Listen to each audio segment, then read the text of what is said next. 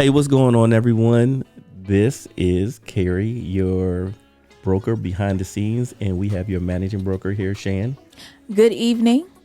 So this is a special video that we're doing just for our Black Lion agents. We don't have the opportunity to really get out and have training, but we felt like this is important enough for us to train on this virtually. So make sure you watch the video to its entirety. We are talking about The NAR lawsuit. the NAR lawsuit and how to navigate your way through being a buyer's agent. So let's go ahead and get started. Today you were on a conference call. What was it? What were you doing? I was on a webinar with RIS Media. They brought in some experts in the area of real estate and real estate law, and they were discussing the National Association of Realtors and the final, judgment or final ruling related to that lawsuit and how agents should move forward and navigate within their business. Now, just to touch on something real quick, it was we already know what's happening in the lawsuit, so we don't want to drag that out, right? Mm-hmm. We know that right now we're seeing zeros where it comes in the MLS for buyer compensation. So Correct. The question comes up, well, I'm a buyer's agent. How do I get paid in today's market? Mm-hmm. So my recommendation would be to have to sit down with your clients, your buyers at a buyer's consult, and discuss with them that there may come a time where you encounter a property where the listing agent / seller is now offering buyers compensation, and at that point the buyer would be responsible for your compensation. And you can discuss with them whether you may be charging a flat rate, you may be charging an hourly rate, you may be charging on a tiered system where you charge by the price of homes. $1 to $250,000 is this amount. Anything over $250,000 to $450,000 is this amount. So there are various ways that you can charge and get paid as a buyer's agent. Now, Gary, I know what you're thinking. You're thinking, well, what does this all mean? And why doesn't the company have something? Well, currently, Gary, because I know this is a Gary and Carlos question. Mm-hmm. We are working on it right now. We're putting things in action. What we don't want to do is we don't want to jump the gun in front of these bigger companies like Keller Williams, because once Keller Williams does it, it's going to go through all the legal ease and all that other good stuff. So we are currently working through the process of deciding how we're going to charge and what's going on. And it's really difficult to put something permanent into play because the National Association of Realtors has appealed the court's decision. And so right now we really don't have any guidance as it relates to like legislator or law. So we don't know. Right now we're kind of like, we're guessing as to how we should move forward, but we definitely want to dot our I's and cross our T's. So when we're doing this, the key thing to keep in mind is make sure that you are fully briefing your buyer of your fees and your costs. So for example, you want to say, hey, Mr. and Mrs. Buyer, even before you take them on as a client, hey, Mr. and Mrs. Buyer, my flat fee is X. This is what's going to happen with my flat fee. And you're going to go over it line by line, explaining what your responsibilities are to them. So in the next 30 days, I'm going to show you 15 houses. And at the end of the month, our contract is now void and you're responsible for paying me X amount of dollars, which I'm going to collect upfront as a retainer fee. And absolutely, communicating your value as a buyer's agent to those buyers is really important. And also utilizing the buyer broker agreement. I know a lot of agents don't really use the buyer broker agreement, but now is the time to definitely put that document to use and have every one of your buyers sign it. And now for my listing agents, it's also imperative that you let your sellers know that if you are taking part of your compensation, so if you're taking part of your 6% and you're breaking that down to 2.5%, 3%, and you're offering that to the buyer, that they are fully aware of how much you are compensating the other side, and make sure that you show it to them in their listing agreement and their exclusive right to represent. Absolutely. Just be transparent with the fees and commissions and where they're going, how they're being paid out, and also explain to your sellers that they don't necessarily have to pay a buyer's commission, but make sure you explain to them the ramifications of not paying a buyer broker commission. Now, that was a topic on this webinar you watched, right? Mm-hmm. So what was the recommendation that they gave on the webinar? So the recommendation was, again, to, explain to them that it's not necessary, but they may come across, it's important for them to explain to the sellers that they don't have to pay the buyer's commission. However, in order to avoid any legal liability, it is important to explain to your sellers that they don't necessarily have to pay the buyer's commission. However, you may come across unrepresented buyers, and you want to avoid the legal liability of selling a house to an unrepresented buyer, because the more unrepresented buyers that are out there, we may find ourselves in a situation to where we notice more lawsuits are being filed because buyers are buying these houses. They get into the houses and they may think that, hey, they've been they've been gotten over, they've been had, they've been, bamboozled. Led astray. Yeah, so led astray. Did not land on me. So they're going to file lawsuits against the agents, against the sellers, against the brokerages, and you want to avoid that and just pay the buyer's broker because it's worth it in the long run. I know it took me a lot to get that out, but it is what it is. Y'all know what I meant.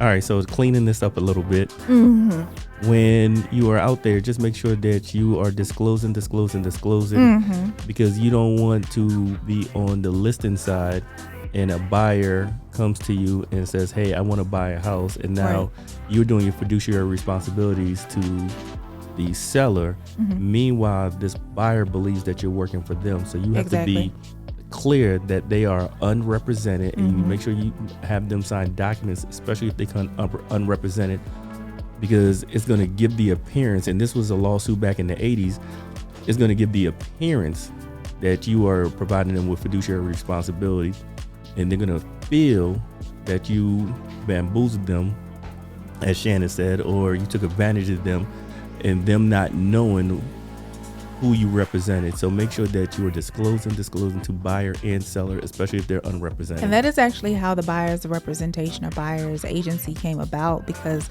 of those lawsuits that were filed back in the 80s and the 90s, where buyers, there was only seller representation and buyers didn't have representation, but they, when they entered into a transaction with the seller, they were under the assumption that the seller's agent represented them, and then they later found out they weren't. So they filed lawsuits, and that's how buyer's agency came about. But it's definitely important that you do, like Carrie said, disclose if you are only representing the listing agent and the buyer's agent is unrepresented.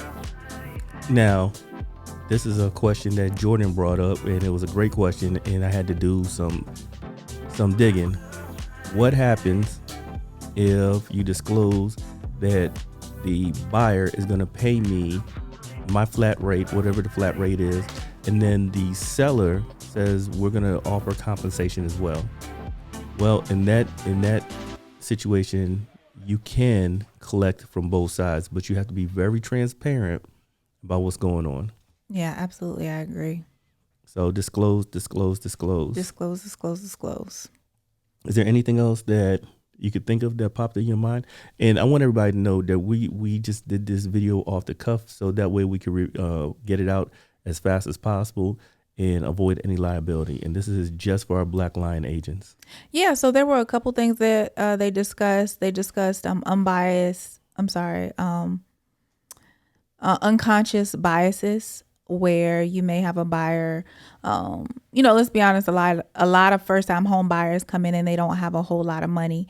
And sometimes as people, we don't want to deal with buyers who don't have a whole lot of money, but let's just be mindful of our unconscious biases. Just because they don't have a whole lot of money doesn't mean that they don't deserve the representation that the next person does. And also keep in the back of your mind protected classes. You cannot legally turn down representation based upon a person being in a protected class. Veterans, familial status, military status, elderly, ageism, sexual orientation, all of that. So keep that in mind when representing both buyers and sellers. Now, something to pay attention to, it just happened to me just today. I have a listing, and the agent called me and said, hey, I want to show your house, but the commission rate that you're offering is not enough for me to show the house. Can I negotiate my commission? Absolutely. Now, remember, if you're going to negotiate your commission, you're going to negotiate your commission prior to showing. Because once you show and that buyer decides that this is the house that I want, you now have to perform your fiduciary responsibilities. And if you have not set the ground rules and told them, hey, you're going to pay me this flat fee, or my fee is this, then you are working for free if they offer 0%. So just keep that in mind, that it's up to you to negotiate prior to getting to the property. Because as soon as your client sees the property in person, there's nothing you can do about it. Whatever is in the MLS sticks. All right, so that's a key point right there. So the question was asked earlier in that webinar whether the experts on the panel thought that buyer's agency would go away, and the majority of the panel, they were of the opinion that buyer's agency is not going anywhere. Neither are real estate agents, and neither is the real estate industry. It's just going to change, and it'll change for the better. They were of the opinion that this lawsuit, however it pans out, will just, if you're a good agent and you pivot and you change with business, it will help to make you a better agent, because you'll be brushing up on your negotiation skills. You'll be communicating your value to your clients. You're going to dot your I's and cross your T's, and you're just going to be a better business person and agent overall. So, I can't make any guarantees, but I don't think that real estate agents are going anywhere anytime soon. So now I'm going to say this: real estate is a contact sport. No matter what, you're going to need a real estate agent. And where we're moving to now with buyer's agents, I think there's a lot of opportunity for buyer's agents to really get paid more than your listing agents, because your buyer's agents are going to be able to get paid from both sides, where your listing agents only going to get paid from one side. So a dominant, smart, charismatic, dynamic agent will definitely learn how to win in this process, because it sounds like the rules are wide open for buyer's agents and they're restricting listing agents. That's what it looks like to me. I see patterns, and I see the pattern where it's going to swing to where buyer's agents are way more profitable than listing agents. It's almost like lawyers, right? Your defense attorneys or your privatized lawyers are always getting paid way more than the state's attorney, right? So think of your state's attorney as your listing agent, and think of your criminal attorney or your privatized attorney is somebody that's getting paid for what they're worth, right? So you could be Johnny Cochran, or you could be the other one that lost, right? So that's how I look at it, and I like it. I'm excited for it, and just with that being said, just make sure you disclose, and that you are transparent about commission and payment, because not being transparent and honest about money is what got us into this big mess in the first place. Yep, I concur. Before you make any rash decisions, I would hope that each and every last one of you talk to me or Shan. Remember that, and this is a key part, that no matter what happens, you cannot get paid by any other means than by that of your broker. So if you give a flat rate, understand that check, that payment comes to Black Lion. Right. Do not, because that's where I think other agents are going to get caught short. They're going to take a flat rate. They're going to take a commission. They're going to take something that didn't go through the brokerage, and that's where the problem is going to happen.